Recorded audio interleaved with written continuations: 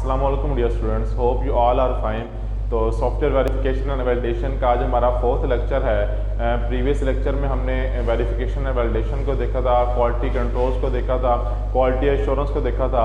सो आज हम quality assurance के प्लान्स को देखेंगे। सॉफ्टवेयर क्वालिटी एश्योरेंस के प्लान क्या होता है, उसको प्लान किस तरह करते हैं, फेजेस क्या होते हैं, ठीक है। तो हम इसके बारे में इंशाल्लाह डिस्कस करते हैं आज के लेक्चर में। तो स्टार्ट करते हैं कि सॉफ्टवेयर क्वालिटी एश्योरेंस प्लान क्या होता है। तो सॉफ्टवेयर क्वालिटी एश्योरेंस प्लान, जैसे कि आपको यहाँ पे नज़र भी आ रहा है कि हमारे पास क्या होता है, एक प्रोसीजर होता है इनकी डिफरेंट टेक्निक्स और टूल्स की मदद से, जिसमें हम क्या करते होते हैं, अपनी प्रोडक्ट या सर्विसेज हम प्रोवाइड कर रहे हैं उनको स्पेसिफाई करते हैं, उनको चेक करते हैं, इंश्योर करते हैं कि जो रिक्वायरमेंट्स गिवन थी हमें यूज़र की जानिब से, जो हमें क्लाइंट ने रिक्वायरमेंट्स दी थी, वो उनको फुलफिल कर रही हैं या नहीं कर रही। SRS डॉक्यूमेंट सॉफ्टवेयर रिसोर्स जो है रिसोर्स का एक डॉक्यूमेंट होता है। हम उसके अंदर क्या करते हैं, सारी की सारी इन्फॉर्मेशन हमने लिखी हुई होती है। तो हम जब रिक्वायरमेंट गैदरिंग कर रहे होते हैं तो हम SRS एक डॉक्यूमेंट बनाते होते हैं, ठीक है। उस डॉक्यूमेंट के through, software requirement specification document के थ्रू हम लोग क्या करते होते हैं, यूजर से जो रिक्वायरमेंट गैदरिंग की होती है उनको उसमें सारा राइट डाउन कर लेते हैं। उसके बाद दोनों जो पार्टीज होती हैं वो एक कॉन्ट्रैक्ट साइन कर लेती हैं, और देन हम उसको जब एश्योरेंस कर रहे होते हैं तो हम SRS के थ्रू इंश्योर करते हैं इस बात को कि हमने जो इनके सॉफ्टवेयर बनाने जा रहे हैं या जो बन रहा है, जो प्रोडक्ट या सर्विस हम दे रहे हैं, वो उस क्वालिटी के मुताबिक है, उस रिक्वायरमेंट के मुताबिक है या नहीं है। सो अगर हम इसको डायग्रामेटिकली देखें तो सॉफ्टवेयर क्वालिटी एश्योरेंस में हम क्या कर देते हैं, फर्स्ट ऑफ ऑल जो है वो हमारे पास डेवलपमेंट का फेज होता है। डेवलपमेंट में क्या करते हैं, रिसर्च एंड एनालिसिस। इसके अंदर फर्दर दो और फेजेस होते हैं। रिसर्च एंड एनालिसिस से मुराद क्या है, अगर मैं आपको थोड़ा समझाऊं कि आप जब भी कोई सॉफ्टवेयर बनाते हैं तो आप क्या करते हैं, उससे पहले उसके बारे में जानते हैं कि ये सॉफ्टवेयर क्या है, इसमें आपने क्या काम परफॉर्म करने हैं, क्या क्या टास्क परफॉर्म करने हैं, आपकी रिक्वायरमेंट्स क्या हैं, यूज़र की रिक्वायरमेंट क्या है, फंक्शनल रिक्वायरमेंट्स क्या है, नॉन फंक्शनल रिक्वायरमेंट क्या है। तो ये सारी चीज़ें पहले हम रिसर्च के थ्रू जो है ना आइडेंटिफाई करते हैं। जब वो आइडेंटिफाई कर लेते हैं देन हम उनका क्या करते हैं, एनालिसिस करते हैं। एनालिसिस परफॉर्म करने के बाद हम जो हमारा जो नेक्स्ट काम होता है वो हम प्रोटोटाइप डिज़ाइन कर लेते हैं, मींस बेसलाइन सिस्टम के अंदर आ जाते हैं। इसका सेकंड जो फेज है उसके अंदर फर्दर दो काम करते हैं। फर्स्ट ऑफ ऑल हम क्या करते हैं, प्रोटोटाइप डिज़ाइन कर लेते हैं, देन हम उसका एक्चुअल डिज़ाइन जो होता है हम वो बना लेते होते हैं। इसके अंदर एक्चुअल डिज़ाइन से मुराद यहाँ पे ये है कि जो आपका सॉफ्टवेयर है उसका जो एक्चुअल डिज़ाइन है, एक्चुअल जो रिक्वायरमेंट के मुताबिक डिज़ाइन बनाना है आपने, आप उसका वो डिज़ाइन कर लेते हैं। देन उसके बाद आप प्रोडक्शन की फेज़ में आते हैं। प्रोडक्शन की फेज़ में सबसे पहले जो काम करते हैं वो हम प्लानिंग कर लेते हैं। यहाँ पे प्लानिंग से मुराद, बच्चे अक्सर कंफ्यूज हो जाते हैं, तो प्लानिंग से मुराद यहाँ पर ये है कि हमने जो प्रीवियसली रिक्वायरमेंट गैदरिंग की होती है उसको यहाँ पे फर्दर मजीद मॉडिफाई करते हैं, और उस प्लानिंग के हिसाब से हम इनके उसको मजीद जो है ना मॉडिफाई प्यूरीफाई करके हम उसको एक नया प्लान बना लेते हैं। और उसके अंदर बेसिकली होता वही प्लान है, कंप्लीटली चेंज नहीं होता, उसमें जस्ट मॉडिफिकेशंस हो जाती हैं माइनर सी। अगर आपके पहले जो आपने रिक्वायरमेंट गैदरिंग के स्टेप पे जो आपने रिक्वायरमेंट गैदरिंग की है उसके अंदर कोई फ्लॉ बाकी रह जाता है, कोई मसला रह जाता है, कहीं कोई मसला अगर बाकी रहता है, तो उस केस में आपको जब डिज़ाइन कर लेते हैं, डिज़ाइन के बाद अब आपको समझ आ जाती है कि ये वाला काम जो है ना ये इस तरह से नहीं, इस तरह से कर लें तो ज़्यादा एफिशिएंट होगा, तो थोड़ा बहुत माइनर सा चेंज आ जाता है। तो प्लान थोड़ा सा चेंज कर सकते हैं हम इस स्टेज पे, तो प्लान में थोड़ा सा चेंज हो सकता है। उसके बाद क्या कर देते हैं, हम लोग इसी का कोड कर लेते हैं, और कोड करने के बाद उसको हम टेस्ट करते हैं कि क्या हमने जो डिज़ाइन बनाया है और उसको जो हमने इनके कोड किया उसका वो बिल्कुल सही काम कर रहा है या नहीं, उस रिक्वायरमेंट गैदरिंग को मीट अप कर रहा है या नहीं कर रहा। जब ये तीनों स्टेजेस फाइनलाइज हो जाती हैं देन हम लास्ट स्टेज पर आते हैं कि रिलीज टू मार्केट। फिर उसको हम मार्केट में लॉन्च कर देते हैं। लाइक इम्प्लीमेंटेशन की स्टेज आपने पढ़ी हुई है, ठीक है, तो हम उसको क्या कहते हैं, मार्केट में लॉन्च कर देते हैं। और लॉन्च करने के लिए जो हम दो मेन काम करते होते हैं, फर्स्ट ऑफ ऑल उसकी सपोर्ट दे रहे होते हैं डिलीवरी के बाद, लेकिन डिलीवरी सबसे पहले करते हैं कि एक सॉफ्टवेयर हमने बनाया वो डिलीवर कर दिया किसी कंपनी को, किसी शॉप को, तो आपने डिलीवर करने के बाद वहाँ पे जब इंप्लीमेंट हो गया, वहाँ पे इंस्टॉल हो गया, वो उसको इस्तेमाल कर रहे हैं, तो देन नेक्स्ट काम क्या होता है, सपोर्ट प्रोवाइड करना कि इन केस अगर फ्यूचर में सॉफ्टवेयर में कोई प्रॉब्लम आ जाती है, किसी किस्म का कोई बग आ जाता है, या आपने जो बना के दिया है उसमें बज़ाहिर टेस्टिंग में आपको कोई ऐसा प्रॉब्लम नज़र नहीं आया, लेकिन जब वो इम्प्लीमेंट किया तो इम्प्लीमेंट करने के बाद जो यूज़र था उसे लगा कि जो उसकी रिक्वायरमेंट्स के मुताबिक जो है ना कोई एक आधा फंक्शन परफॉर्म नहीं हो रहा, या चंद फंक्शन उसकी रिक्वायरमेंट के मुताबिक परफॉर्म नहीं हो रहे, तो देन क्या है, आप उसकी सपोर्ट प्रोवाइड कर देते हैं, उसकी मॉडिफिकेशन भी करके देते होते हैं, या इन केस अगर यूज़र को कुछ ऐसे बात लगता है कि उसने कुछ और मॉड्यूल्स भी ऐड करवाने हैं, तो देन सपोर्ट का मतलब ये होता है कि आप उसको हर लिहाज से फुली फंक्शनली, ठीक है ना, फंक्शनल और non functional point of view से आप उसको सपोर्ट प्रोवाइड करें कि उसने अगर उसमें चेंजिंग करनी है, कुछ मजीद मॉड्यूल्स ऐड करवाने हैं, तो आप वो भी उसमें ऐड करके देते हैं। उसका ऑब्वियसली बात है एक्स्ट्रा चार्ज करते हैं, सब कुछ होता है, लेकिन ये है कि हम सपोर्ट का मतलब यही होता है कि हम उसको सपोर्ट प्रोवाइड करते हैं उस प्रोडक्ट के पॉइंट ऑफ व्यू से। अच्छा, सॉफ्टवेयर क्वालिटी प्लान का जो डॉक्यूमेंट होता है उसमें जो चीज़ें हम लिखते होते हैं, मेंशन करते होते हैं, जिनके बारे में हम सारा राइट डाउन करते हैं प्रॉपरली, वो कौन कौन सी होती हैं? फर्स्ट ऑफ ऑल होता है पर्पस सेक्शन, कि भाई जो आप सॉफ्टवेयर बनाने जा रहे हैं उसका पर्पस क्या है। जब तक आपको पर्पस ही क्लियर नहीं होगा तो आप एक अच्छी प्रोडक्ट नहीं बना पाएंगे। तो अच्छी प्रोडक्ट बनाने के लिए आपको पर्पस का 100% क्लियर होना ज़रूरी है। जितनी ज़्यादा आपको पर्पस क्लियर होगा, जितना ज़्यादा, उतनी ही आपकी प्रोडक्ट ज़्यादा अच्छी होगी, उतनी ही उसकी क्वालिटी बेटर होगी। दूसरी चीज़ क्या होती है? रेफरेंस। रेफरेंस सेक्शन में हम क्या करते होते हैं कि जिस भी पर्सन से हमने, यानी कि जहाँ जहाँ से जो इन्फॉर्मेशन हमने गैदर की होती है, इन्फॉर्मेशन गैदरिंग का जो प्रोसेस किया हुआ होता है, अगर हमने किसी आर्टिकल से पढ़ा है उसके बारे में, या पहले से किसी बने हुए सॉफ्टवेयर को हमने देखा है, या किसी पर्सन से हमने मिल के जो है ना उससे कोई इनके डिस्कशन की हैं, तो वो सब वहाँ पे सारे रेफरेंसेस जो है ना, वो जितने भी रेफरेंसेस होते हैं हम सारे वो क्या है अपने डॉक्यूमेंट में मेंशन कर देते हैं कि ये रेफरेंसेस हैं इस प्रोडक्ट की जो हमने बनाई है। ठीक है, उसके बाद क्या है? Software configuration management section. Configuration management section के अंदर हम लोग ये काम करते होते हैं कि हम जो उसका कोड लिखने जा रहे होते हैं, हमने कोड लिखा होता है उस सॉफ्टवेयर का, उसकी कॉन्फ़िगरेशंस होती हैं, उसकी तमाम सेटिंग्स होती हैं, उसके अंदर जो हम थर्ड पार्टी अगर टूल्स को इस्तेमाल कर रहे हैं, तो उस सब की जो डिटेल्स होती हैं वो सारी क्या हम सॉफ्टवेयर कॉन्फ़िगरेशन मैनेजमेंट सेक्शन के अंदर जो है ना वो राइट डाउन कर देते हैं। देन क्या होता है? Problem reporting and corrective action section. Problem reporting क्या होती है? देखें, जब भी हम किसी सॉफ्टवेयर को बना रहे होते हैं तो किसी न किसी प्रॉब्लम को एड्रेस कर रहे होते हैं। लाइक अगर आप किसी इंस्टीट्यूशन के लिए सॉफ्टवेयर बना रहे हैं तो ऑब्वियसली बात है कि आप मैनुअल सिस्टम को शिफ्ट कर रहे हैं किस पे? कंप्यूटराइज सिस्टम पे, मीन्स टेक्नोलॉजी पर शिफ्ट कर रहे हैं। मैनुअल सिस्टम जो है उसमें ऑब्वियसली बात है बग्स रहते हैं, ठीक है ना, ह्यूमन एरर्स भी होते हैं, बहुत सारे एरर्स होते हैं। तो हम जब टेक्नोलॉजी पर शिफ्ट कर देते हैं, उसे कंप्यूटर सिस्टम पर शिफ्ट कर देते हैं, देन क्या होता है कि एरर्स जो है ना, बग्स जो हैं वो कम हो जाते हैं ओवरऑल। देखें तो जो हमारा सॉफ्टवेयर होता है वो लाजमी तौर पर किसी न किसी प्रॉब्लम को ही रिपोर्ट कर रहा होता है। उसमें जो हम रिपोर्ट्स क्रिएट कर रहे होते हैं वो भी किसी न किसी प्रॉब्लम का सोल्यूशन में ही हमारे पास रिजल्ट जनरेट हो रहा होता है। तो वो जो रिजल्ट होता है रिपोर्ट की फॉर्म में होता है जस्ट, ठीक है। उसके बाद क्या है? Corrective action section. तो जो अगर हम रिपोर्ट जब जनरेट करते हैं प्रॉब्लम्स की, किसी प्रॉब्लम, क्योंकि हमने लाइक स्टूडेंट का हमने एडमिशन फॉर्म है तो उसको अगर जनरेट करके हम अपने सिस्टम से देखते हैं तो देन हमारे सामने एक पूरी रिपोर्ट आ जाती है हार्ड फॉर्म में, ठीक है, अगर हम उसको प्रिंट कर लेते हैं। लेकिन अगर हम सॉफ्टवेयर पर ही रिपोर्ट व्यूअर के अंदर उसको हम देख लेते हैं तो हमें पूरी रिपोर्ट सामने नजर आ रही होती है। उसमें हम देखते हैं कि अगर एक बच्चे का जो हमने स्टूडेंट का रिकॉर्ड हमारे पास आया है, उसकी फीस अगर फॉर एग्जांपल 10,000 है और हमने क्या किया है उसमें जो फीस लिखी हुई है वो 10,000 की बजाय एक जीरो कम लग गया, 1,000 आ रही है, विच मीन्स कि ये एरर है। हो सकता है ऑब्वियस ही बात है कि ये ह्यूमन एरर ही है कि इंसान ने एंटर करते हुए गलती कर दी, एक जीरो कम लगा दिया। या ये भी हो सकता है कि जब सॉफ्टवेयर बनाया गया तो उसमें फील्ड में रिस्ट्रिक्शन रखेगी, 4 डिजिट से ज़्यादा वहाँ पे एंटर ही नहीं हो सकते। तो ये भी तो एक टेक्निकल प्रॉब्लम हो सकती है ना। तो हमें पहली बात ये चीज़ जब टेस्टिंग का फेज़ होता है तभी क्लियर हो जाती है। लेकिन अगर टेस्टिंग में किसी वजह से इनके रह जाती है ऐसी कोई चीज़, ऐसी कोई बात रह जाती है, तो देन हम उसको जब इम्प्लीमेंट करते हैं तो हमें वो प्रॉब्लम क्लियरली फ़ौरन पता चल जाती है कि हाँ जी इस स्टेज पर ये प्रॉब्लम आ रही है। तो हम क्या करते हैं उसके लिए फिर करेक्टिव एक्शन जो है ना वो लेते हैं कि हम क्या करते हैं उसको अपडेट कर लेते हैं। अगर तो ह्यूमन का एरर है तो देन हम उसको सिंपली अपडेट कर देते हैं कि जी 1,000 नहीं है 10,000 है, फीस चेंज हो जाएगी। लेकिन अगर तो सॉफ्टवेयर में प्रॉब्लम है देन हम सॉफ्टवेयर डेवलपमेंट टीम से जो है ना वो कोऑर्डिनेट करते हैं, उनको कहते हैं कि इस सॉफ्टवेयर में ये बग आ रहा है कि इससे 4 नंबर डिजिट से ज़्यादा कोई नंबर एंटर नहीं हो रहे फीस वाले सेक्शन में। तो देन वो उसको क्या करते हैं करेक्ट कर देते हैं और करेक्ट करके आपको वो दे देते हैं। दोबारा सेटअप आपके पास इंस्टॉल हो जाएगा, इंस्टॉल कर देगी उनकी टेक्निकल टीम आके, और देन आप उसको दोबारा टेस्ट कर सकते हैं, उसको दोबारा इस्तेमाल कर सकते हैं। अच्छा, उसके बाद क्या है? Tools, technologies and methodologies section. इसके अंदर हम क्या है जो सॉफ्टवेयर बनाने के लिए हम टूल्स इस्तेमाल कर रहे होते हैं। लाइक अगर आप .NET पे काम कर रहे हैं तो ऑब्वियस ही बात है कि आप लोग मोस्टली जो जितने भी डेवलपर हैं तो मोस्टली वो क्या करते हैं विजुअल स्टूडियो इस्तेमाल करते होते हैं, ठीक है। या अगर आपने PHP पे काम कर रहे हैं तो PHP के भी बहुत सारे IDEs हैं, किसी न किसी पे आप काम कर रहे होंगे, ठीक है। जावा पे काम कर रहे हैं तो Eclipse हो सकता है आप यूज़ कर रहे हो सकता है नेटबीन्स इस्तेमाल कर रहे हो, ठीक है। तो डिपेंड करता है कि कौन सा जो डेवलपर है वो किस प्लेटफॉर्म के साथ ज़्यादा फिजिबल फील करता है।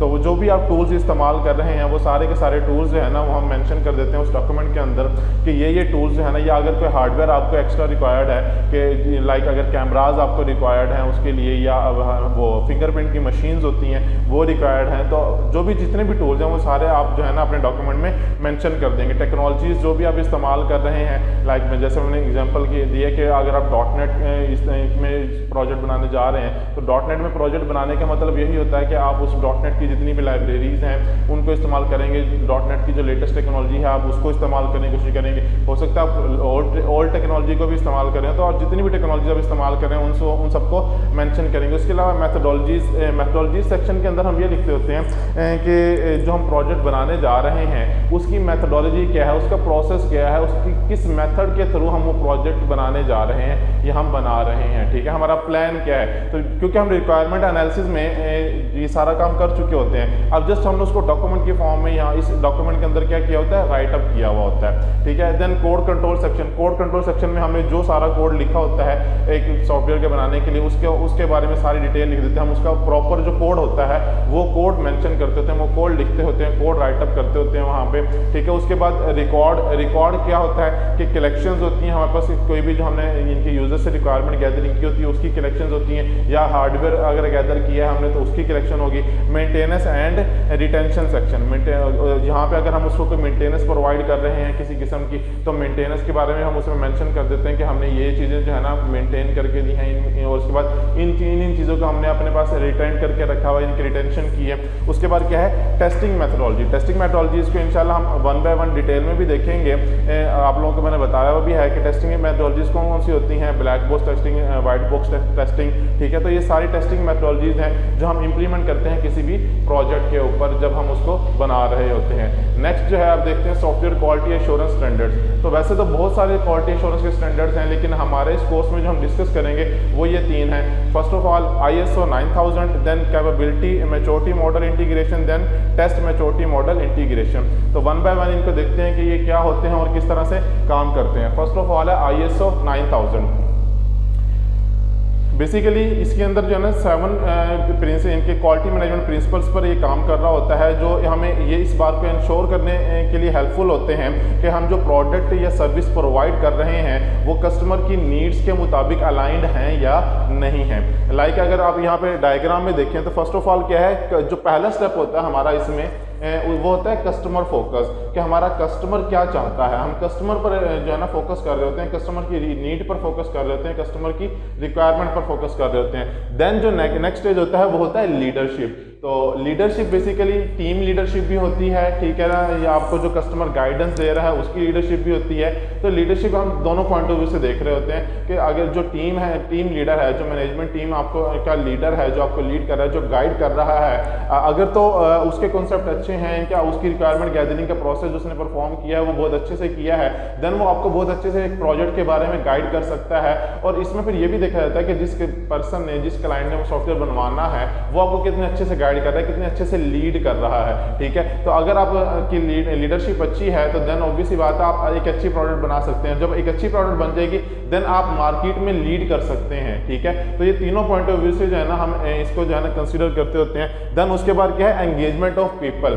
और जब हम कोई भी प्रोजेक्ट बनाते हैं तो साफ ज़ाहिर सी बात है कि एक अच्छी प्रोडक्ट बनने में काफ़ी वक्त लग जाता है और वो किसी एक पर्सन की मेहनत नहीं होती, ठीक है। उसके लिए एक पूरी टीम होती है जो मिलकर मेहनत करती है। तो हमने किस किस पर्सन से क्या क्या टास्क लेना है, क्या क्या टास्क परफॉर्म करना है। फॉर एग्जांपल ग्राफिक डिज़ाइनर जो होगा वो अपना अलग काम करेगा, जो डेवलपर होगा वो अपना अलग काम करेगा, जो डिज़ाइनर होगा जो सॉफ्टवेयर का डिज़ाइन बनाएगा उसके फॉर्म्स डिज़ाइन करेगा वो एक अलग पर्सन होगा, ठीक है। जो बैक एंड डिज़ाइन करेगा वो एक अलग पर्सन होगा, ठीक है। तो काफ़ी सारे लोगों के मिलने से हमारे पास क्या है, एक प्रोजेक्ट बनता होता है, ठीक है। तो एंगेजमेंट ऑफ पीपल, इसमें क्या कहते हैं हम एंगेजमेंट ऑफ पीपल में यही देखते होते हैं कि हमने किस किस को किस तरह से एंगेज करना है। उसके बाद नेक्स्ट हमारे पास होता है प्रोसेस अप्रोच। तो प्रोसेस अप्रोच क्या होती है कि जो हम प्रोसेस परफॉर्म करने जा रहे होते हैं सॉफ्टवेयर को डेवलप करने का, उसके लिए हम कौन सी अप्रोच इस्तेमाल कर रहे हैं। आपने कुछ मॉडल्स पढ़े हुए हैं SDLC के अंदर, वाटरफॉल मॉडल है, एजाइल मॉडल है, ठीक है ना, तो ये सारे मॉडल्स आप लोगों ने पढ़े हुए हैं, आइटरेटिव मॉडल है, ठीक है ना। तो हमने हम ये देखते हैं कि एक प्रोडक्ट बनाने के लिए, एक सॉफ्टवेयर बनाने के लिए बेस्ट अप्रोच कौन सी रहेगी, कौन सा प्रोसेस है, कौन सा मॉडल है जिसको हम फॉलो करें तो हम एक अच्छी प्रोडक्ट बना सकते हैं। और वो ना सिर्फ हमारी प्रोडक्ट को अच्छा बनाने में हेल्पफुल होगा, लेकिन हमें अगर फ्यूचर में उसमें कोई इन्हेंसमेंट करनी पड़ती है, कुछ मॉडिफिकेशन करनी पड़ती है, देन वो तब भी हमारे लिए हेल्पफुल साबित हो। उसके बाद नेक्स्ट क्या है हमारे पास, इंप्रूवमेंट। जो हम प्रोजेक्ट बना रहे होते हैं उस पर वैसे तो हर स्टेज पर ही इंप्रूवमेंट हो रही होती है, लेकिन जब प्रोडक्ट बन जाती है तो बन जाने के बाद क्या है, उसमें इंप्रूवमेंट के चांसेस होते हैं। ऐसा नहीं होता कि आपने एक प्रोजेक्ट बना दिया और उसके बाद लाइफ में कभी भी आप उसमें कोई चेंज नहीं कर सकते, तो ऐसा कभी नहीं होता। हमेशा एक प्रोडक्ट जो है ना वो इम्प्रूव होती रहती है वक्त के साथ साथ। एक पर्सन ने जब जिंदगी में अपना पहला प्रोजेक्ट बनाया होता है, लाइक आप लोग SC के स्टूडेंट्स हैं माशाल्लाह से, तो आप जब अपना एक पहला प्रोजेक्ट आप लोगों ने अपनी लाइफ में कभी अगर बनाया है, तो जो पहला प्रोजेक्ट बनाया होगा, अगर 1 साल बाद या 2 साल बाद आप दोबारा उस प्रोजेक्ट को देखेंगे तो आपको ये लगेगा कि यार इसमें ये भी काम जो है ना हो सकता था, ये भी हो सकता था, ये भी हो सकता था, तो बहुत सारे काम जो है ना हो सकते थे। और मैंने तो बिल्कुल जो है ना फजूल सी एक प्रोडक्ट बनाई थी, हालांकि वो फजूल नहीं थी, उस वक्त के हिसाब से, उस वक्त के आपके नॉलेज के हिसाब से वो बहुत बेस्ट प्रोडक्ट थी। लेकिन क्या हुआ, जैसे जैसे आपका नॉलेज इंक्रीज करता गया, नॉलेज बढ़ता गया, तो आप अपनी प्रोडक्ट में इंप्रूवमेंट लाते गए। तो देन आप क्या करेंगे, 1 साल बाद अगर आप दोबारा आपको वैसी कोई प्रोडक्ट बनानी पड़ती है तो आप उसमें बहुत ज़्यादा इंप्रूवमेंट्स करेंगे। हो सकता है आप अपनी पहली ही प्रोडक्ट को मजीद इंप्रूव करते हैं और वक्त के साथ साथ वो इतनी मैच्योर हो जाएगी कि आप उसको कहीं पे भी इंप्लीमेंट करें तो उसमें किसी किस्म का कोई बग फाइंड आउट नहीं होगा। तो उसके बाद हम क्या करते होते हैं, एविडेंस बेस्ड डिसीजन मेकिंग करते होते हैं। एविडेंस बेस्ड डिसीजन मेकिंग क्या होती है कि जब भी आप कोई प्रोडक्ट बना रहे हैं तो उसके एविडेंस आप गैदर करते होते हैं। रिक्वायरमेंट गैदरिंग के अंदर हम उसका एविडेंस गैदर करते होते हैं। तो हम क्या करते हैं, उन रिक्वायरमेंट्स की बेस पर हम डिसीजन मेकिंग परफॉर्म करते हैं, या जो फंक्शनल रिक्वायरमेंट्स होती हैं किसी भी कंपनी की, उनकी बेस पर हम क्या करते हैं, वो जो एविडेंस हमें वहाँ से मिलते हैं कि कंपनी को डॉक्यूमेंट देती है कि हमें इस किस्म की रिपोर्ट्स जनरेट करवानी है अपने सिस्टम से और उस पर ये टास्क परफॉर्म करवाने हैं, तो हम उसकी बेस पर डिसीजन मेकिंग परफॉर्म कर रहे होते हैं। उसके बाद रिलेशनशिप मैनेजमेंट इनके हम मोस्टली जो देखते हैं वो बैकएंड पे कि हमारे जो डेटाबेस जो बनाई गई है, डेटाबेस के अंदर रिलेशनशिप किस किस्म के हैं, किस किस्म के टेबल्स बनेंगे, ठीक है, उनके दरमियान आपस में कैसे कम्युनिकेशन होगी, हम उनसे कैसे डेटा फेच करके लाएंगे, कैसे डेटा उनमें स्टोर होगा, तो उनका रिलेशनशिप हम देखते होते हैं। उसके बाद हम जो हमारा फ्रंट एंड है वो बैक एंड को किस तरह से सपोर्ट करेगा, ये भी एक रिलेशनशिप होता है जिसको हम कंसिडर करते होते हैं कि अगर आपका, और इसके बारे में जो है ना एक बात बहुत ज़्यादा जो है ना फेमस है, बीइंग अ डेवलपर मैं आपसे ज़रूर शेयर करना चाहूँगा कि जब भी आप कोई प्रोडक्ट बनाते होते हैं, अगर आपका बैक एंड स्ट्रॉन्ग है तो आपका फ्रंट एंड जो है ना वो ईज आपको प्रोवाइड करेगा कि आप इजीली उसका फ्रंट एंड डिज़ाइन कर पाएंगे। लेकिन अगर आपका बैक एंड जो है, इनके डेटाबेस अगर आपकी वीक है तो आपको फ्रंट एंड डिज़ाइन करने में, फ्रंट एंड बनाने में काफ़ी कॉम्प्लेक्सिटीज़ का सामना करना पड़ेगा। सो बेटर सजेशन ये होती है कि आप हमेशा अपनी डेटाबेस पर, अपने बैक एंड पर थोड़ा अच्छे तरीके से वर्क करें, ताकि जितनी ज़्यादा आपकी डेटाबेस स्ट्रॉन्ग होगी उतना ही ज़्यादा अच्छा आप एक फ्रंट एंड बना सकेंगे, आप ज़्यादा ही आसान तरीके से उसका फ्रंट एंड डिज़ाइन कर सकेंगे, उसको फिर इंप्लीमेंट करने में भी उतनी ही आपको आसानी होगी। उसके बाद क्या, ये हमारे पास बेसिक जो 4 स्टेप थे, क्वालिटी मैनेजमेंट प्रिंसिपल्स जो थे जिनको हम कहते हैं, ठीक है, ISO के मुताबिक 9000 के मुताबिक वो बेसिक ये 7 थे, ठीक है। उसके बाद हम देखते हैं CMMI, ठीक है, capability maturity model integration. Basically ये जो मॉडल होता है ओरिजिनेट हुआ है इंजीनियरिंग से। ये जो मॉडल हमारे पास CMMI है ये इंजीनियरिंग सॉफ्टवेयर इंजीनियरिंग से जो है ना ये ओरिजिनेट हुआ है, और ये जो है ना डायरेक्ट प्रोसेस के इम्प्रूवमेंट के लिए जो है ना किसी भी प्रोजेक्ट की या किसी भी डिपार्टमेंट के अंदर अगर हमने, या किसी भी ऑर्गेनाइजेशन के अंदर हमने अगर डायरेक्ट कुछ इम्प्रूवमेंट्स परफॉर्म करनी है तो उसके लिए हमें ये बहुत ज़्यादा हेल्पफुल होता है। उसके बाद an organisation is appraised and awarded a maturity level rating based on the type of appraisal।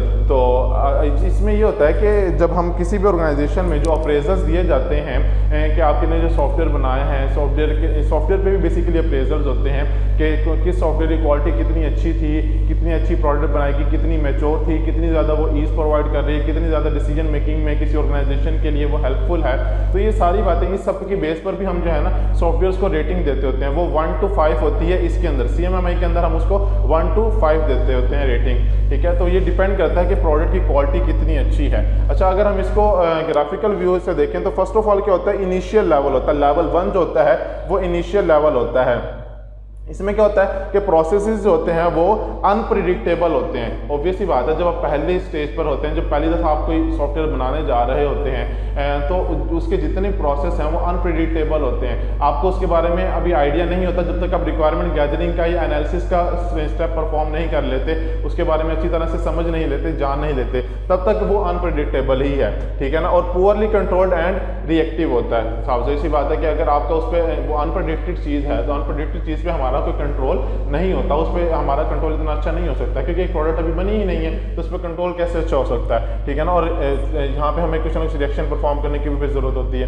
Then level 2 पर क्या करते होते हैं, मैनेज करते होते हैं। मैनेज में हम क्या देखते होते हैं कि जो प्रोजेक्ट है उसको कैरेक्टराइज करते होते हैं हम, और उस पर फिर डिफरेंट रिएक्शंस है, उसके प्रोसेस जो होते हैं उन सबको हम कैरेक्टराइज करते होते हैं और उनको रिएक्टिव बनाते होते हैं, ठीक है। कि हमें कोई भी प्रोसेस परफॉर्म करना है तो हम किस तरह से परफॉर्म करेंगे उसकी पूरी मैनेजमेंट करते होते हैं, उसके टेस्ट के बारे में डिसीजन करते हैं कौन कौन से टेस्ट परफॉर्म करेंगे। अभी नेक्स्ट मॉडल के अंदर TMMI के अंदर हम यहाँ इनको जो है ना देखेंगे भी सही कि इसके अंदर फर्दर कौन कौन से स्टेप्स होते हैं जो हम परफॉर्म करते हैं, क्योंकि ये दोनों मॉडल आपस में रिलेट करते होते हैं। TMMI जो है वो बेसिकली CMMI की सपोर्ट पर ही काम कर रहा होता है, बेसिक यही स्टेप्स होते हैं और फर्दर इनको जो है ना हम डिफरेंट पार्ट्स में डिवाइड करके हम TMMI परफॉर्म करते होते हैं। उसके बाद लेवल थर्ड में डिफाइंड, इसको हम कहते हैं कि इस लेवल पे जो हम डिफाइन करते होते हैं किस चीज़ को, प्रोसेस की कैरेक्टरिस्टिक्स को, और किसके हिसाब से, ऑर्गेनाइजेशन के हिसाब से, कि भी कोई भी ऑर्गेनाइजेशन है उसके हिसाब से हमने उसके किसी भी प्रोसेस की जो कैरेक्टरिस्टिक्स होती हैं उनको डिफाइन करना होता है कि हम कौन कौन सी कैरेक्टरिस्टिक्स जो है वो परफॉर्म करेंगे उसके। फिर उस पर क्वान्टिटेटिवली मैनेज करते हैं हम किसी भी प्रोसेस को, जो मेजर कर रहे होते हैं या कंट्रोल कर रहे होते हैं, हम उसको क्वांटिटेटिवली देखते होते हैं। उसके बाद देन क्या करते हैं, ऑप्टिमाइज करते हैं लेवल 5 पर, कि जो हमारा प्रोसेस है उसको इम्प्रूव करने के लिए, उसकी इंप्रूवमेंट के लिए हम क्या करते हैं, उसको मजीद ऑप्टिमाइज बनाते होते हैं। तो उसके बाद हम देखते हैं test maturity model integration, TMMI basically base करता है CMMI पर, जो हमने अभी प्रीवियस मॉडल देखा उसी पर बेस कर रहा होता है, ठीक है। This model focuses on maturity level in software quality management and testing, कि आपने जो सॉफ्टवेयर बनाया है उसकी मैच्योरिटी पर ये मॉडल जो है ना वो काम करता होता है कि सॉफ्टवेयर जो है उसको आप कितना मैच्योर ऑलरेडी है और मजीद कितना मैच्योर आप उसको बना सकते हैं। उस काम के लिए आपको जो हेल्पफुल होता है मॉडल वो होता है TMMI, ठीक है। As an organisation moves on a higher maturity level it achieves a higher capability for producing high quality products with fewer defects and closely meets the business requirement. साफ सी बात है, एक प्रोडक्ट जितनी मैच्योर होगी वो उतनी ही higher capability level of organisation achieve करेगी और उतनी ही बिजनेस रिक्वायरमेंट के ज़्यादा क्लोज होगी। लेकिन जितनी ज़्यादा कम मैच्योर प्रोडक्ट होगी उतना ही बिजनेस के लिए वो कम जो है ना बेनिफिशियल होगी। उसके बाद हम इसको अगर ग्राफिकल पॉइंट ऑफ व्यू से देखें, इनिशियल लेवल पे तो हम सारे जो है ना हमें यहाँ पे भी कुछ भी नहीं पता, अनप्रेडिक्टेड मॉडल होता है। देन उसके बाद लेवल 2 पर जब करते हैं, आते हैं मैनेज करने की बात करते हैं, तो हम क्या करते हैं, पॉलिसीज एंड स्ट्रेटजीज को हम जो बनाई होती हैं हमने रिक्वायरमेंट गैदरिंग के अंदर, ठीक है, हम उनको टेस्ट करते हैं कि जो हम पॉलिसी जो हम सोच रहे हैं कि प्रोडक्ट हमने इस तरह से बनानी है वो पॉलिसी सही है या नहीं है। उसके बाद क्या करते हैं, जो हमने प्लान किया होता है उस प्लानिंग को हम इनके बनाकर इनके प्रोटोटाइप डिज़ाइन करके हम टेस्ट कर लेते होते हैं। देन क्या करते हैं, उसको मॉनिटर कर रहे होते हैं और कंट्रोल कर रहे होते हैं। जो प्रोटोटाइप डिज़ाइन करते हैं उसको पहले हम टेस्ट कर लेते हैं कि क्या ये प्रोटोटाइप सही काम कर रही है नहीं। अगर प्रोटोटाइप सही काम कर रही है देन हम उसकी एक्चुअल डिज़ाइन की तरफ मूव कर जाते हैं। उसके बाद क्या है, टेस्ट डिज़ाइन एंड एग्जीक्यूशन। आप एक्चुअल डिज़ाइन बनाते हैं और एक्चुअल डिज़ाइन बनाकर एक्चुअल सॉफ्टवेयर बनाकर हम उसको टेस्ट करते हैं, उसके एग्जीक्यूशन करके देखते हैं कि ये काम जो परफॉर्म करना चाह रहे हैं हम लोग, क्या ये वो टास्क परफॉर्म कर रहा है या नहीं। क्योंकि प्रोटोटाइप तो सही काम कर रही थी, अब एक्चुअल डिज़ाइन भी तो देखना है ना कि ये भी सही काम कर रहा है या नहीं। अक्सर आपने देखा होगा कि एंड्रॉइड ऐप्स में अक्सर ऐसा होता है कि बीटा वर्जन जो है ना वो लॉन्च किया जाता है। तो बीटा वर्जन किस लिए होता है, बीटा वर्जन इसीलिए होता है कि आप लोग जो है ना पहले वो मार्केट का ट्रेंड देख रहे होते हैं कि लोग बीटा वर्जन इस्तेमाल करें, उसके बारे में जाने, उनको फीचर्स थोड़े से आइडिया हो जाता है फीचर्स के बारे में। देन वो उसका एक जो है ना नेक्स्ट वर्जन जो है ना वो लॉन्च कर देते हैं। अक्सर प्रोडक्ट्स में, वेबसाइट्स में भी ऐसे होता है, ठीक है ना, कि वो उसका एक नेक्स्ट जो है ना सॉफ्टवेयर में अक्सर ऐसा होता है, एंटीवायरसेस में ऐसा होता है कि वो फिर उसका जो है ना एक एक्चुअल वर्जन लॉन्च कर देते हैं जिसके अंदर यह मजीद सपोर्ट प्रोवाइड की जा रही होती है। तो ये बेसिकली प्रोटोटाइप और एक्चुअल डिज़ाइन वाली ही बात आ जाती है, ठीक है। उसके बाद टेस्ट एनवायरनमेंट, जो हमने एनवायरनमेंट अब क्रिएट कर लिया है, एट दी एंड हम उसको क्या करते हैं, एक्चुअली टेस्ट करके देखते हैं कि वो एनवायरनमेंट फिजिबल है या नहीं है, सही तरह से काम कर रहा है या नहीं है। उसके बाद लेवल 3 पर हम मूव करते हैं। यहाँ पे हम डिफाइन करते हैं क्या, टेस्ट ऑर्गेनाइजेशन, कि कौन कौन सी ऑर्गेनाइजेशन है जिनमें हमने उसको टेस्ट करना है, किस किस कल्चर में उसको टेस्ट करना है, किस किस ऑर्गेनाइजेशनल कल्चर में हमने उसको इंप्लीमेंट करके देखना है। उसके बाद टेस्ट ट्रेनिंग प्रोग्राम, तो जिन ऑर्गेनाइजेशन में हमने उसको टेस्ट करना होता है उनके जो एम्प्लॉयज़ होते हैं जिन्होंने उसको इस्तेमाल करना होता है, हम क्या करते होते हैं उनमें एक जो है टेस्ट ट्रेनिंग प्रोग्राम जो है ना वो लॉन्च करते होते हैं, जिसके थ्रू हम उन एम्प्लॉयज़ को या उन पर्सनस को ट्रेनिंग प्रोवाइड करते हैं उस सॉफ्टवेयर के बारे में जो एक प्रोडक्ट हमने बनाई हुई होती है। उसके बाद test life cycle and integration.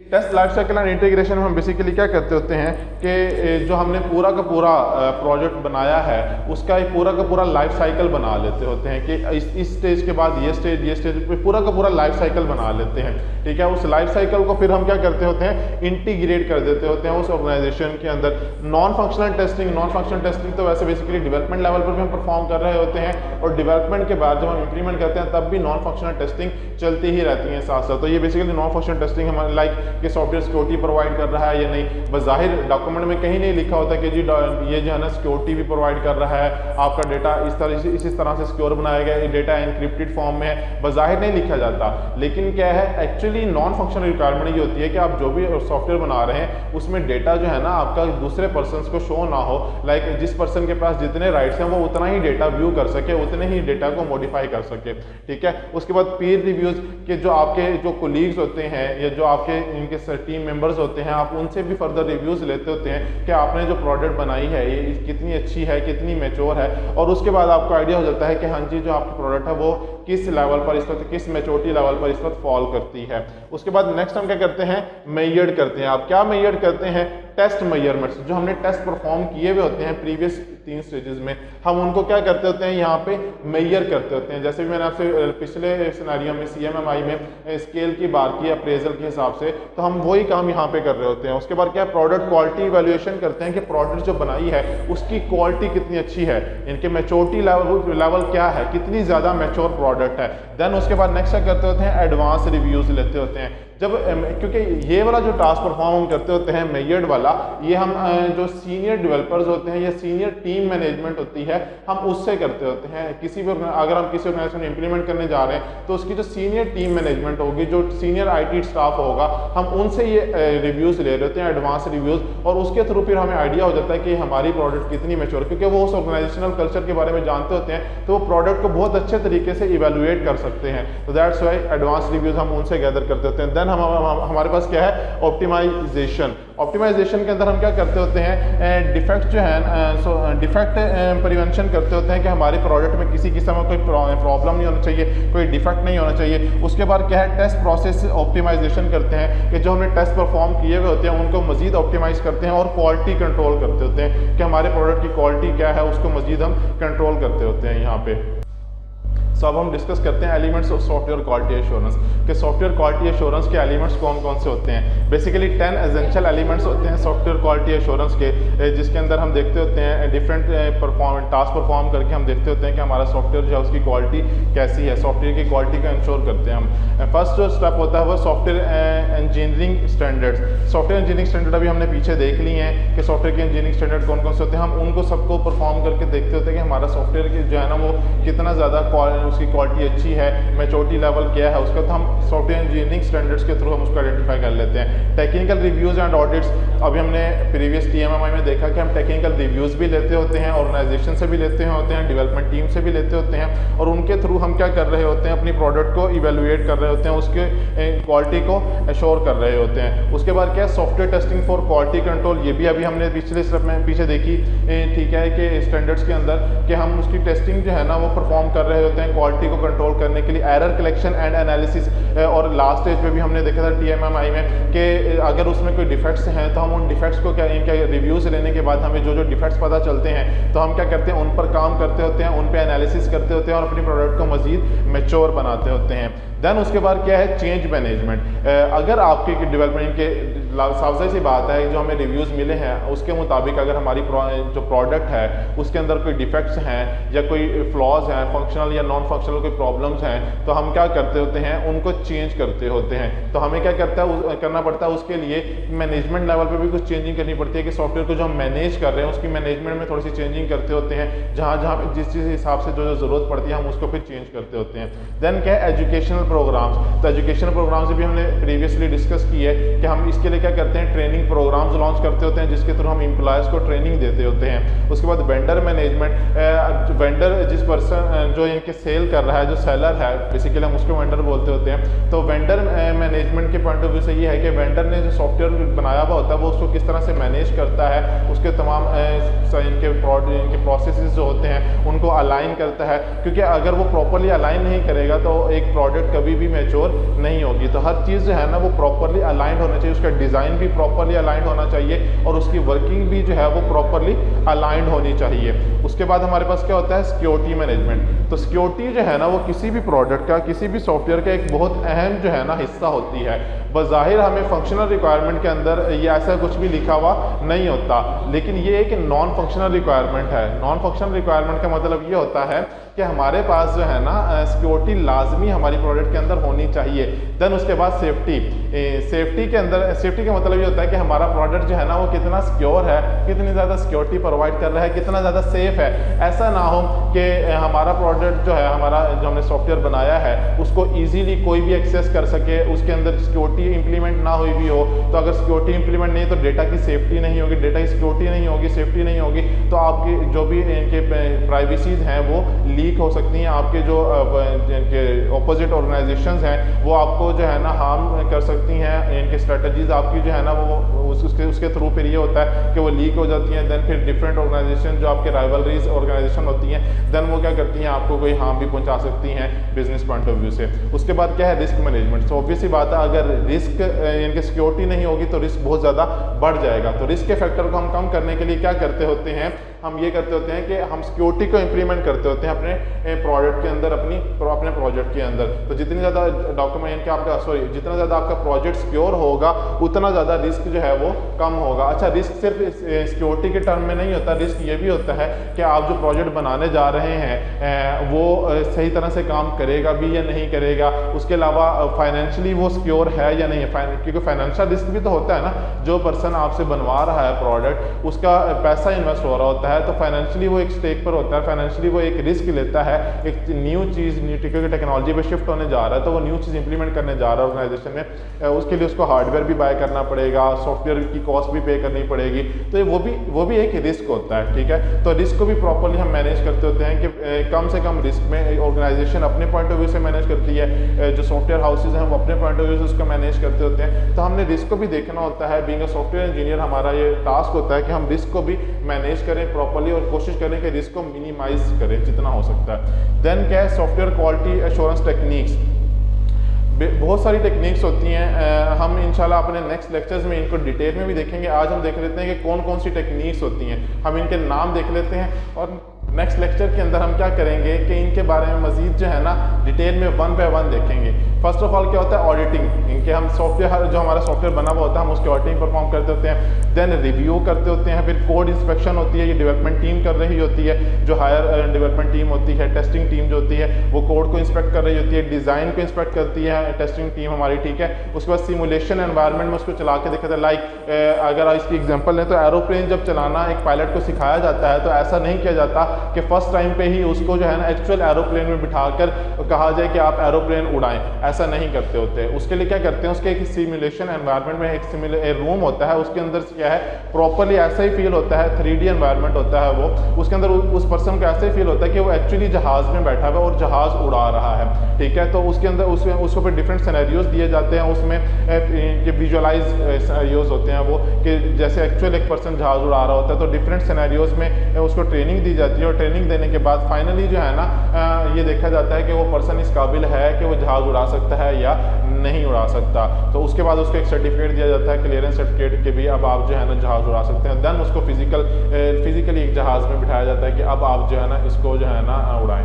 तो इसी तरह से जो सॉफ्टवेयर होते हैं वो भी सिमुलेशन एनवायरनमेंट में पहले टेस्ट होते हैं, टेस्टिंग टीम जो होती है वो उसको टेस्ट करती होती है प्रॉपरली, देन उसको जो है ना इम्प्लीमेंट किया जाता होता है। फिर फंक्शनल टेस्टिंग की जाती है कि फंक्शनल रिक्वायरमेंट जो है वो सारी फुलफिल हो रही है या नहीं। स्टैंडर्डाइजेशन देखी जाती है कि स्टैंडर्ड्स को वो फॉलो अप कर रहे हैं या नहीं। स्टैटिक एनालिसिस परफॉर्म किया जाता है कि स्टैटिकली वो सॉफ्टवेयर जो है ना वो बिल्कुल एक्यूरेट है या नहीं। वॉक थ्रूज परफॉर्म किए जाते हैं, पाथ टेस्टिंग की जाती है, स्ट्रेस टेस्टिंग की जाती है और सिक्स सिग्मा होता है। सो ये बेसिकली हमारे पास क्या थे, सॉफ्टवेयर क्वालिटी एश्योरेंस की कुछ टेक्निक्स थी जिनको इंशाल्लाह आने वाले लेक्चर में हम डिटेल में भी कवर अप करेंगे।